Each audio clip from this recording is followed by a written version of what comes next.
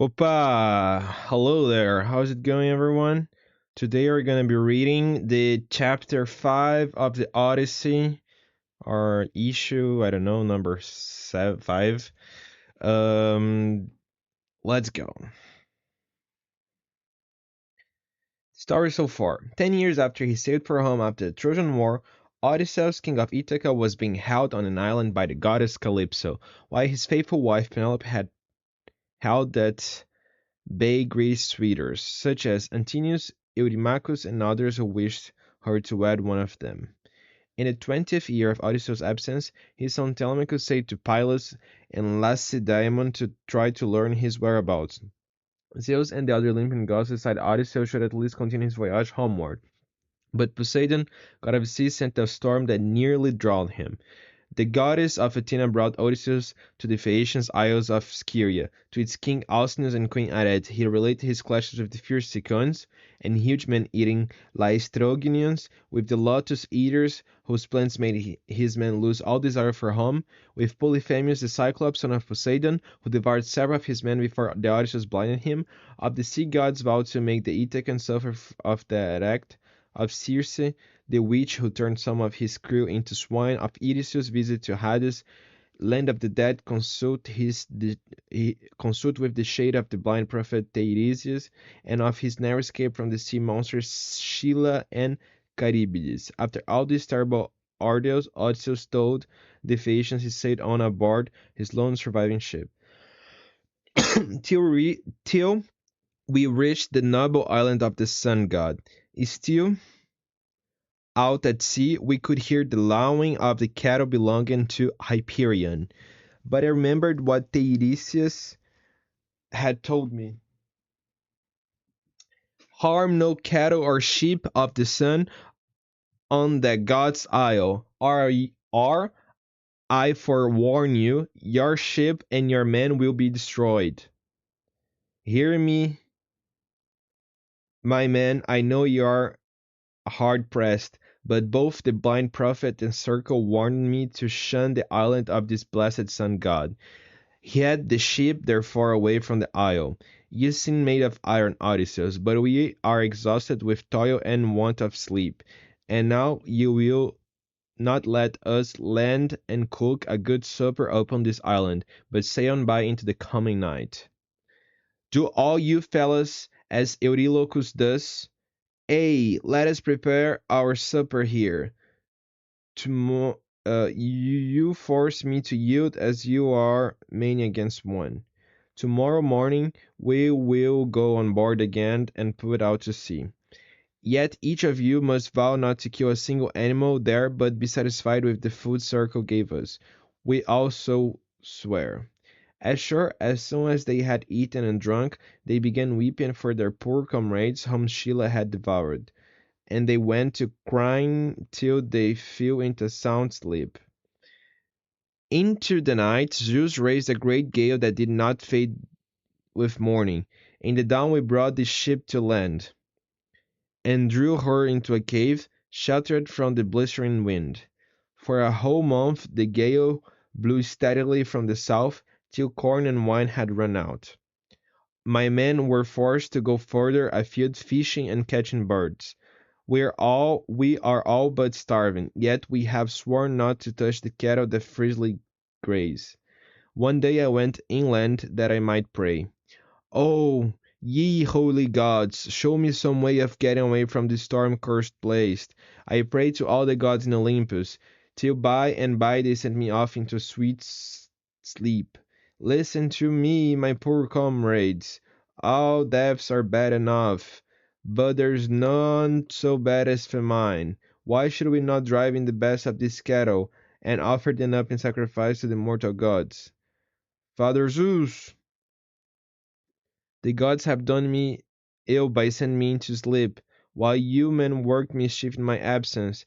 If we ever get back to Ithaca, we can build a fine temple to Hyperion. However, if he's determined to sink our ship out of revenge for this cattle, then I for one would rather drink salt water and have done with it, than be starved to death by inches in such a desert island as this.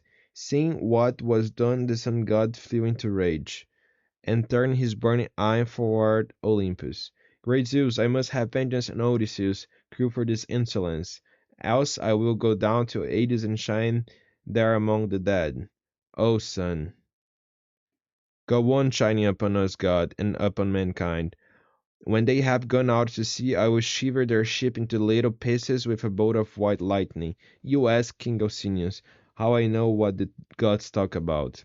I was told all this later by Calypso, who said she heard it from the mouth of Hermes. If you feel our actions have doomed us, Odysseus, there's no way out. I don't see how, for the cows are already dead. Merciful gods, the hides of the cattle begin to crawl about, and the meat, whether cooked or raw, keeps making noise just as cattle do.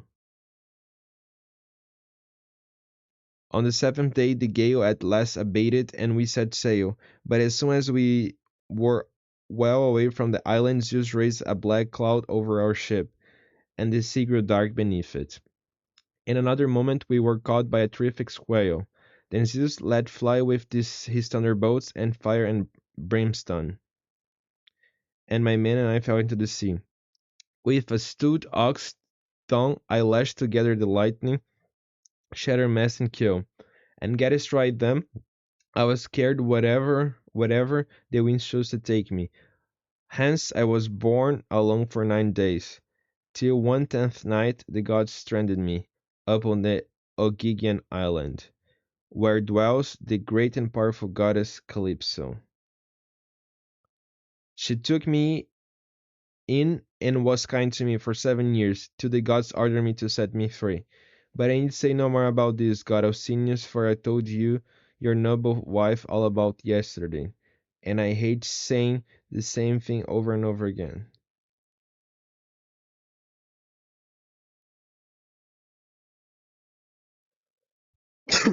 Odysseus, now that you have reached my house, I doubt not you'll get home without further misadventure. On the morrow we will send you home laden with rich gifts. Next morning, a Phaeacian ship bounded forward on her way, while Odysseus on board fell into deep, sweet, and almost death-like slumber, forgetful of all that had suffered, both on the field of battle and by the waves of the weary sea. He slept still. Even as the ship drew near to his beloved Ithaca in a certain harbor, they knew the men of Scheria had reached their vessel, and lifted the sleeping Odysseus upon his rug out of the ship, and lay him down upon the sand. Then, leaving near him the gifts of King Alcinoüs, they made their way home again. But Poseidon had not forgotten the hatred he felt for Odysseus. I shall no longer be held in respect among the gods if mortals can show such small regard for me. The people of Scheria were fearful, and offered up sacrifice of the sea god. Yet still in his wrath he buried their city beneath a mountain. Huh? Of? Where am I? Among what manner of people have I fallen? I do not know this place, for the gods have enshrouded the days with thick mist and fog. Have the Phaeacians left me in the wrong country, surrounded with treasure for thieves to take? Greetings, wayfarer. My friend, tell me truly what land is this? Stranger, this is by no means a bad land, for what there is for it. The Santa Mountain?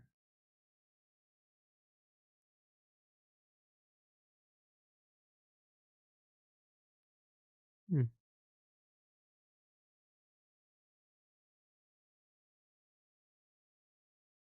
The name of Ithaca is known even as far as Troy. I heard of Ithaca when I was in Crete.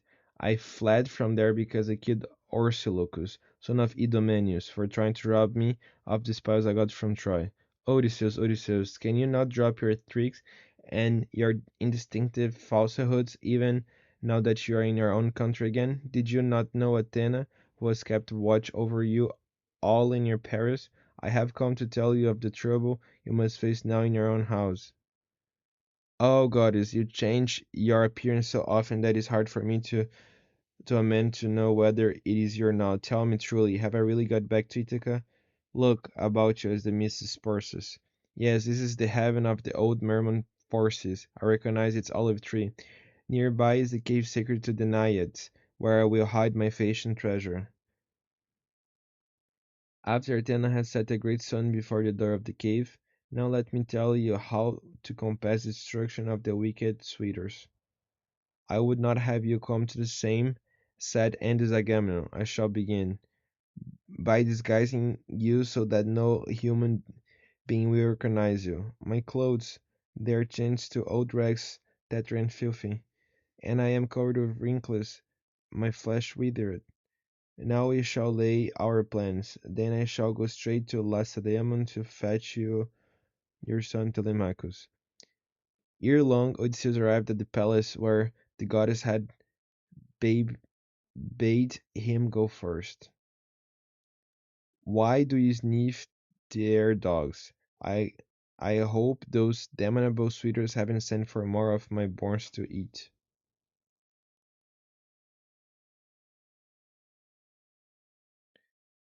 Dogs, stop, dogs. Must I hurl stones at you, lest you get me into trouble? The gods have given me quite enough worries without that, for I have lost the best of masters. Come, old man, I am Eumasius, one swineherd to King Odysseus. When you have had your fill of bread and wine, you can tell me of yourself and your misfortunes. Alas, the fattest pigs must go to the cursed suitors who infest my long dead master's house. Eumaeus, I swear by Zeus and by the rites of this hospitality. By moon's end Odysseus will be here to revenge himself of those who are ill treating his wife and son. No, he will never come home. But now tell me of your country. I am the son of Cretan, father and concubine slave. It was on the Thesprotian coast that I learned Odysseus lives. Later, I do not believe your stories, old man, but you will sleep warm tonight. Sleeping meanwhile in the palace in the Lacedaemon were Pisistratus, son of Menelaus, and Telemachus, son of Odysseus, whose restless slumber was ended by Athena.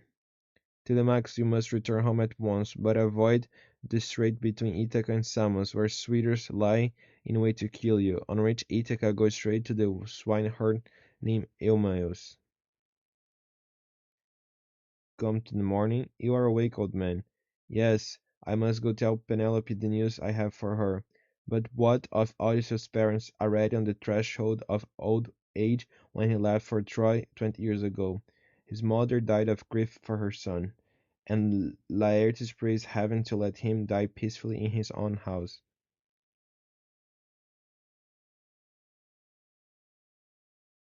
Ah, it speaks well for you, old man, that you shed tears for people you do not know. Aided by swift winds, Telemachus had returned to the isle of his birth. Take the ship to the town, but leave me here and tell no one. Later I will come down to my father's house. Eumaeus, this must be some friends of yours approaching, for your dogs are following upon him and not barking. It is he. Ah, Telemachus, when I heard you had gone to Pylos, I feared I would never see you again. Before I go home, I want to learn whether things are still as I left them. Does my mother still grieve for my father? Night and day, old man, this is Telemachus, son of Odysseus. No, don't rise to give me your place, stranger. Eumaeus, old friend, go tell my mother, and no one else that I am safely back, then return here. I am shamed, old man, that I cannot take you into my house. I am as yet young, and not strong enough to hold my own if my mother's vile suitors attack me. Odysseus, the time is come for you to tell your son who you are. Together you must lay your plans for destruction of the suitors. Then make for the town. I would not be long in joining you, for too I am eager for the fray. Stranger, Zeus, but you have changed from what you were a moment or two ago. Are you someone or other of the gods that live in heaven? I am not God, Telemachus. The features you saw before were the work of the goddess Athena. I am your father. The Phaeacians brought me here. Athena wants us to consult about slaying our enemies, so give me the list of the suitors, so I may learn who and how many they are. There are over 100 of them, counting those that serve on them. Can't you think of someone who would be willing to help us? Are not Athena and her Cyrus sufficient, or must we try to find someone else as well? Those you have named are good allies, but they dwell high up among the clouds.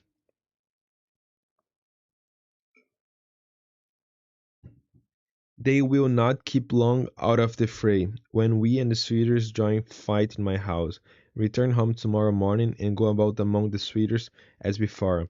Eumaeus will bring me later, disguised as a miserable old beggar. If you see them out treating me, steel your heart against my sufferings, for the day of their reckoning is at hand. Welcome, good Eumaeus. Madam, may I speak with you in private? Dearly, your son has returned for Pylos.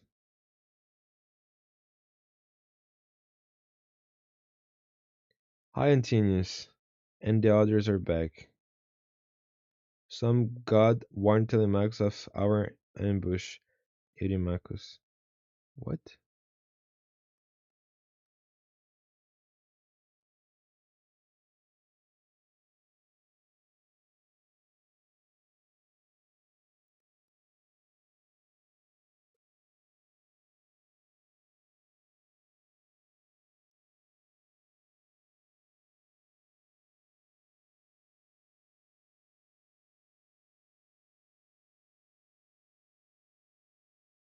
Uh, our spies among the servants tells us Penelope has been told Telemachus is back in Ithaca, though he has not yet come home. He has not yet come home. Before he can act against us, we must consider how we can make an end of him. Let us try to lay hold of him on the road to town. My friends, I am not in favor of killing Telemachus, for he is of royal blood. Let us take counsel of the oracles of Zeus first, and see if they advise it. That we shall do. But if they favor our cause, we must all strike together. Agreed. If the oracles advise it, I will help to kill him myself.